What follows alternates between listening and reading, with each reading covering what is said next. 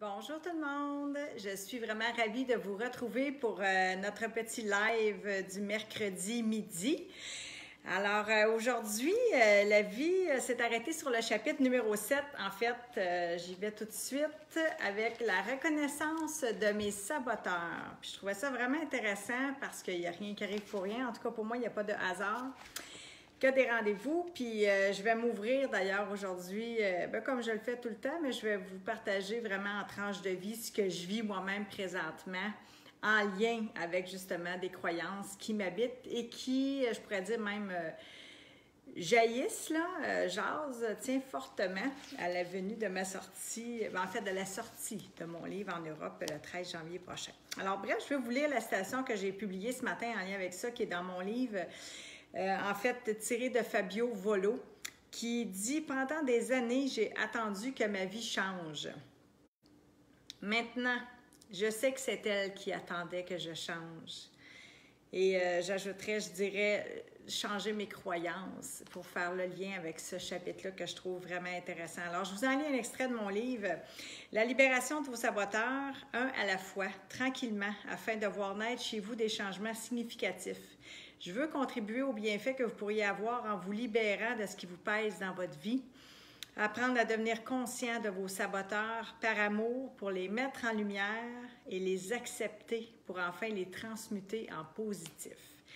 Alors, sachez que plus j'enlève tout ce qui me pèse, me nuit ou qui est de trop dans ma vie, plus je me dépouille du superflu et des éléments toxiques qui m'habitent. Grâce à cette élimination, à cette épuration, je me sens beaucoup plus riche, remplie et nourrie. C'est le bonheur, quoi. Puis c'est vraiment vrai. Alors, mes saboteurs nuisent à mon épanouissement personnel et à mon état de mieux-être. C'était vraiment ce qui m'a, je vous dirais, en tout cas, une des prises de conscience qui m'a beaucoup aidée, justement, à renaître à qui j'étais véritablement. Puis comme je l'ai dit tantôt d'entrée de jeu, j'ai encore des trucs à libérer. Alors, je vais vous les partager. Puis c'est ça, c'est une réflexion que je vais vous inviter à faire de votre côté pour identifier les vôtres. Donc, maintenant, j'aimerais y aller vraiment avec la question qui est pourquoi on n'atteint pas ce que l'on désire tant dans notre vie.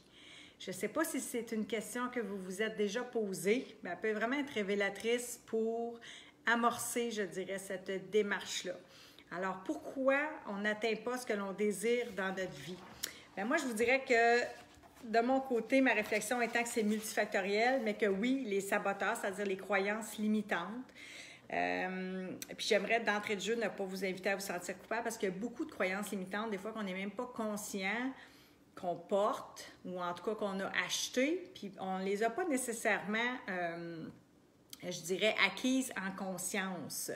Donc, souvent, ça nous a été transmis, puis on y va vraiment par automatisme. Fait que c'est important d'aller vraiment s'observer sans se juger, de les écrire parce qu'elles sont tout le temps connectées avec des peurs. Puis même aujourd'hui, là, j'avais juste une intention. Je me suis dit, si je peux vous aider à travers ne serait-ce que ceci, là, de vous dire, si vous prenez une croyance limitante, que vous savez que cette croyance-là, elle ne vous aide pas, bien, que vous êtes en mesure d'identifier c'est quoi le gain, le bénéfice derrière ça. Puis là, je vous entends peut-être gricher des dents. Et oui, il y a des croyances qui nous limitent, mais malgré le fait qu'elles nous limitent, on les conserve parce qu'il y a un gain derrière cette croyance-là ou un bienfait, si je peux dire, un bénéfice, plus même peut-être présentement, que de la laisser aller, cette croyance-là. Alors, je vais vous donner un exemple pour être plus clair, puis vous inviter à faire cette démarche de votre côté pour aller vraiment identifier, vous, qu'est-ce qui peut accrocher au niveau de vos croyances, puis vous aider à aller plus loin, puis ne serait-ce qu'en libérer une, comme j'ai dit. Alors, c'est sûr que je vais vous proposer le papier-crayon de votre côté quand vous serez rendu là. Mais d'entrée de jeu, j'aimerais juste vous dire cette petite question-là.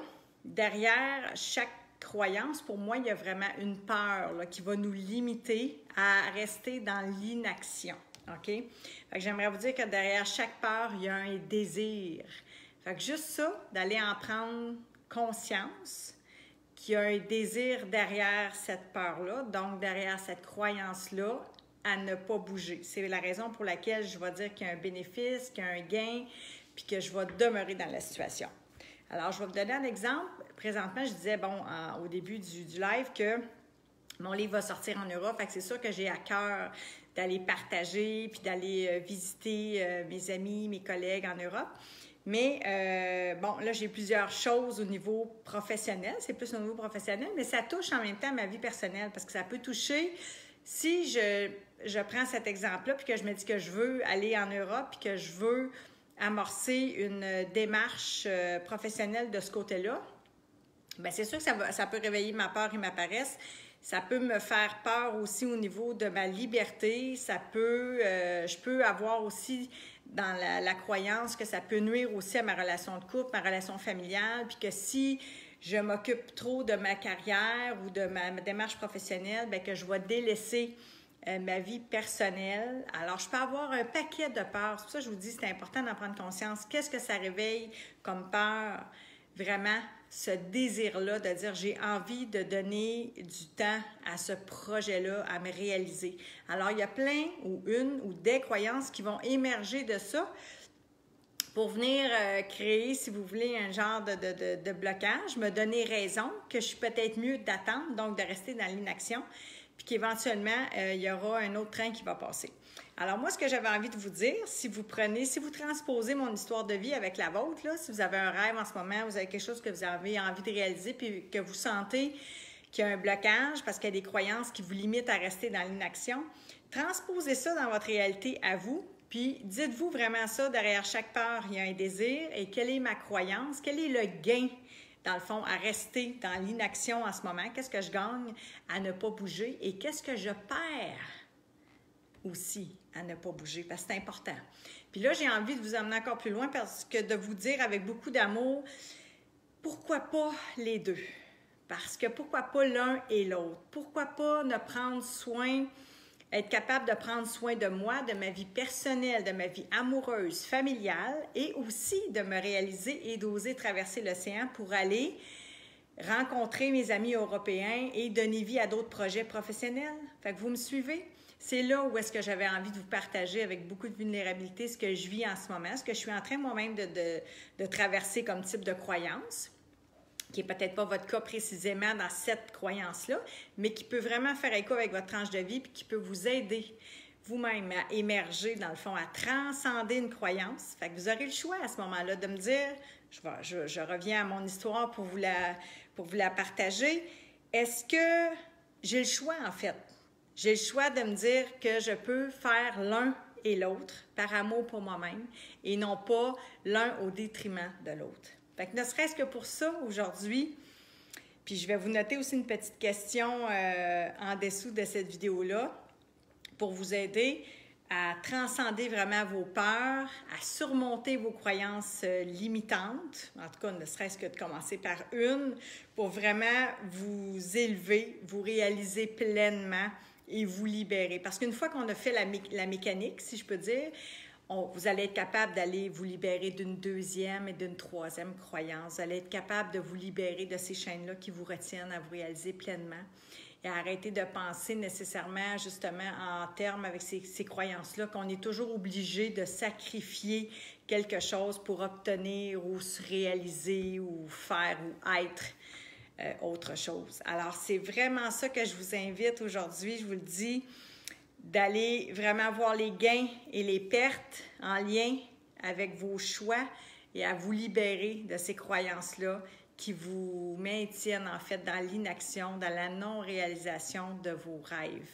Donc, pour moi, c'était vraiment ce que j'avais envie de vous partager. Alors, je vous laisse sur cette petite question-là. Quelle croyance limitante, je vais dire ça comme ça, vous allez choisir de laisser aller aujourd'hui par amour pour vous-même, pour laisser place à une nouvelle qui va vous aider à vous élever puis à grandir. Alors, je vous dis à bientôt. J'espère que vous avez retrouvé de la valeur dans ce petit live. Alors, si c'est le cas, bien, je vous invite à me nourrir d'amour, une belle pluie de petits cœurs et à partager avec ceux que vous aimez pour les aider aussi à se libérer à l'aube de cette nouvelle année de croyances qui les limitent et pour pouvoir grandir vraiment puis nous réaliser pleinement.